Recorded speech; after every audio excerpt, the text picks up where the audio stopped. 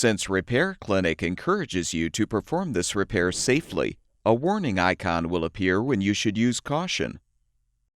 To replace the rear middle shelf gasket in this GE refrigerator, first fully remove the middle drawer.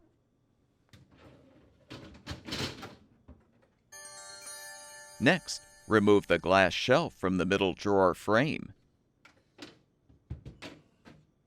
Now lift the front of the frame up and pull forward to remove.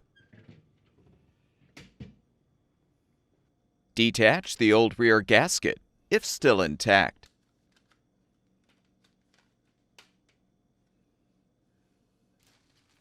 To install the new rear gasket, align it on the tabs of the frame.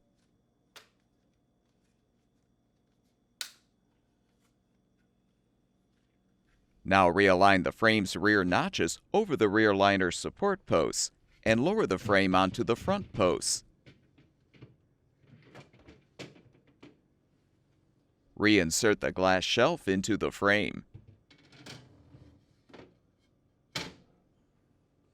Replace the middle drawer, and the refrigerator should be ready for use.